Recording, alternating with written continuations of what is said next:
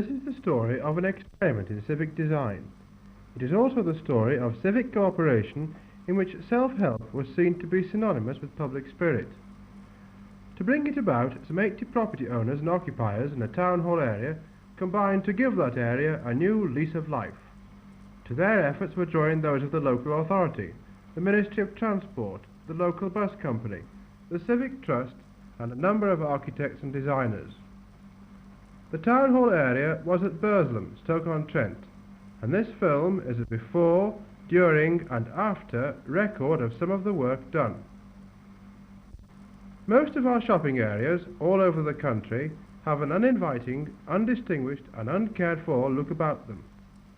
All too often, the character of the area as a whole and the personality of the individual buildings in it have become submerged in a jumble of discordant shop fronts and jarring advertisements, a clutter of traffic signs and a network of overhead wires. What is perhaps worst of all, there is a depressing drabness due to neglect of colour. With this in mind, the Civic Trust initiated a practical experiment at Magdalen Street, Norwich, to show what can be done to introduce some cheerfulness, dignity and sense of unity at comparatively little cost. And this scheme was most successful. Fresh from this success, the Civic Trust began to look for a second venture. Burslem in Stoke-on-Trent was found to be suitable for the project on account of its industrial character and structural suitability. The Burslem marketplace, with its closed vistas, which gives a true place of good proportions, had marked potentialities and offered a real challenge for imaginative thinking in terms of colour. The Civic Trust made available the services of Mr. Misha Black, who was the coordinating architect for the Norwich scheme, to produce a comprehensive design in collaboration with the city architect and the reconstruction officer. Streets, like houses, accumulate rubbish. Unlike houses, however, there is rarely anyone to spring clean them and send the rubbish to the jumble sale. This rubbish continues to accumulate over the years, long after it has served its purpose, and spoils the appearance of our streets. Every object in the area was examined with care to determine its purpose, to see if it was in the right place, to see if it was well designed and of the appropriate colour. The motto of the team working on this problem became, "If in doubt, throw it out." A particular instance of this was the fountain, which was in fact thrown out. Although the marketplace was completely devoid of trees or a blade of grass, and had deteriorated into little more than a turning area for omnibuses and an unkempt car park, there still remained surrounding the old town hall a group of 80 premises, mostly shops having architectural qualities and in some instances associations with Arnold Bennett, even if they were masked by years of neglect. Before the end of 1959, all the proposals for the various properties in the scheme submitted by the panel of architects had been finalised and agreed. Early in 1960, tenders for the work involved had been invited and accepted, and the renovating and repainting began at the beginning of April 1960 and continued until the first week in May.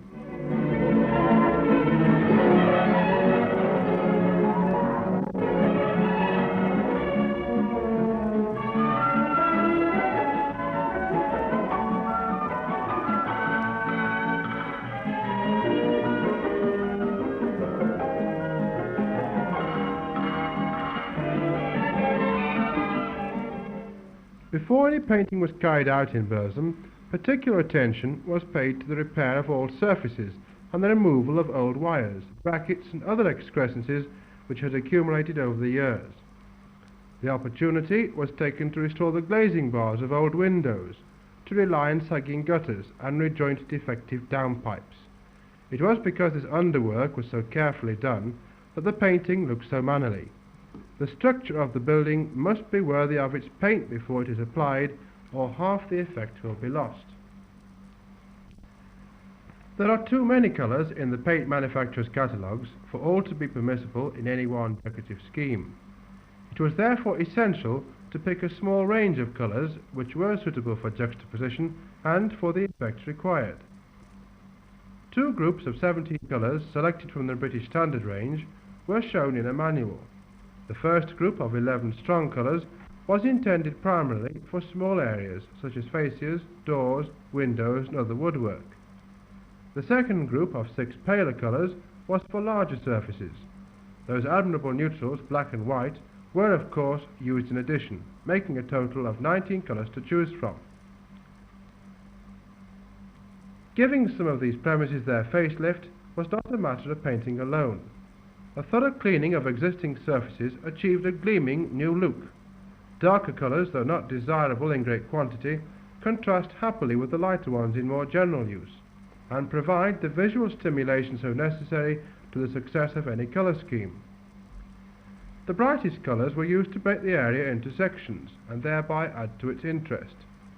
They were also used to pick out buildings of special character, and on buildings such as public houses, where a gayer approach seemed more permissible than elsewhere.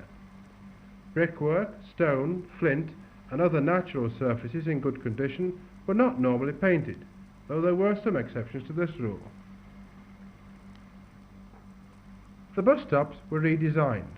The previous ugly panels, bracketed clumsily to their posts, were replaced by purpose-made stove enamel signs with rounded corners, bolted to 2 short arms projecting from capped posts. The wording was simplified and greater emphasis placed on the all-important destination names, which were previously less easy to read or even non-existent. Every remaining object in the area was repainted: militia beacons and their poles, guardrails, street nameplates, telephone kiosks, traffic lights, flagpoles, etc. A number of pedestrian guardrails, most of them damaged by years of use, were removed and in some cases replaced by new bus shelters to the design of the city architect. In the aggregate, the close attention to this sort of detail was a major contributing factor to the trim appearance of the area.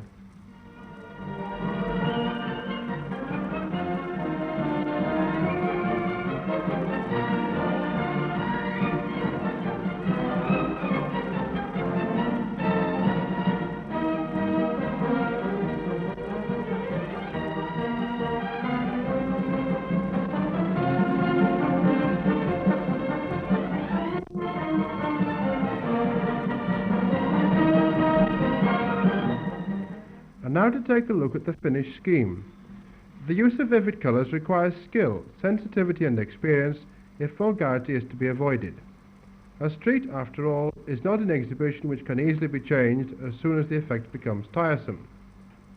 Buildings are only repainted every few years, and restraint is preferable to an artificial gaiety which may not last its term of office. White, black, light grey, and some carefully selected pale colours contrasting with brick or stone are nearly always preferable to strong colours inexpertly used. In such a scheme, brighter colours can still be used for visual punctuation, for doorways, for some shop fascias and blinds, or to terminate the view down a passage.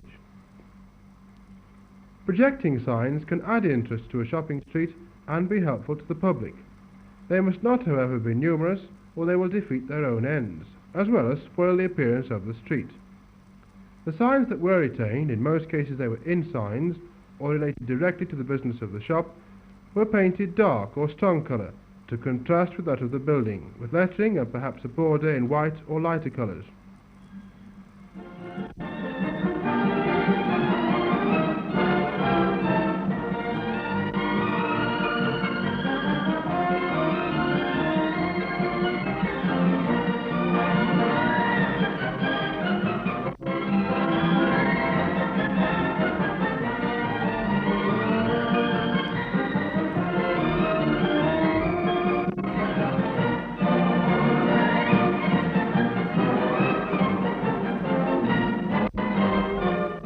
A considerable number of fascia boards in Burslem were of poor shape, too large in size or the wrong height.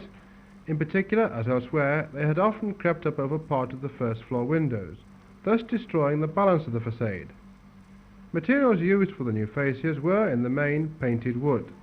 Highly reflecting surfaces for shop fascias are rarely satisfactory, and dark colours are generally to be preferred to light. The average cost of painting each shop in the scheme worked out at approximately £100. In some cases where the opportunity was taken to carry out structural repairs, this figure was exceeded, but most traders have made their contribution within the £100. It is of interest to record that of the 80 premises in the marketplace area, several shop fronts have been renewed altogether. Many fascia boards over shops have been renovated and improved by new lettering, all ugly advertisement boards and blatant trade signs have been removed, and most shops have installed new sunblinds and colourful curtaining to their upper windows. These are but a few of the improvements which the scheme has brought about.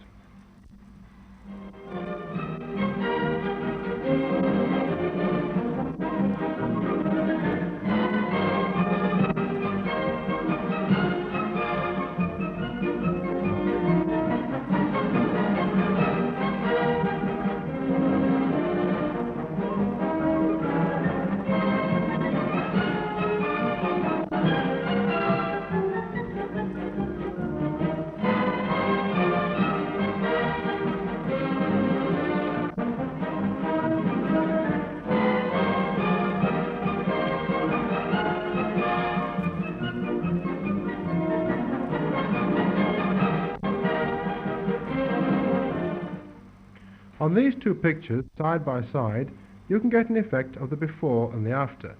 Above we see it as it is now, below we see it as it was before. Here we can see how remarkably well the paint has made the lampposts merge in with the background rather than stand out as the bare concrete used to do. All unnecessary words have been removed from building fronts and paint applied in light pastel shades.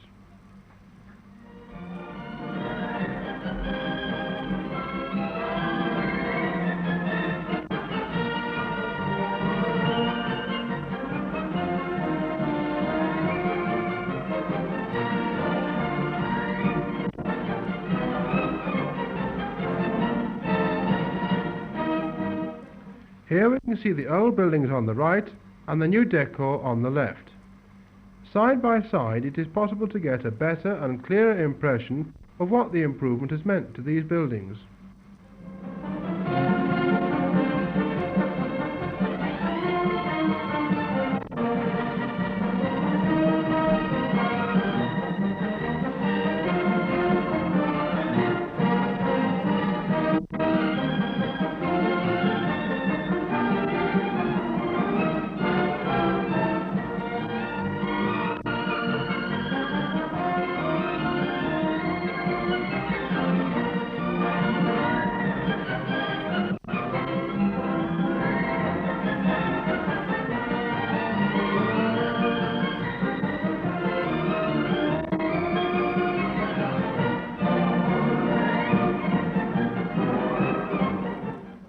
The new garden has been specially designed to provide a pleasant setting for the old town hall, a building of considerable architectural interest.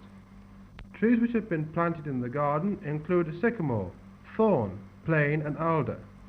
Lawns and flower beds contrast with the new ornamental paving, terrace and bus shelters. The City Council has spent nearly £22,000, including £8,800 for the gardens, shelters, trees and ornamental paving. This Stoke-on-Trent improvement breaks new ground. It applies the lessons of Magdalen Street to a drab industrial area. Its clean colours and newly planted trees presage the livelier townscape made possible for such areas by smoke abatement and advances in industrial technique. Fortunately, the local authority had the imagination to see and the courage to prove how much more advantageously a cleared site could be used if its redevelopment was designed as an integral part of a larger whole. Burslem can indeed be proud of what she has achieved in this scheme, which will serve as a fine example of what can be done to improve a townscape by joint action and goodwill. Before this year is out, 4 more urban facelifts sponsored by the Civic Trust are due to be completed. Another 20 are in hand, and well over 100 more at various stages of preparation. It is hoped that the results of the Stoke-on-Trent improvement will pave the way for more ambitious schemes of rehabilitation and renewal in our great industrial cities.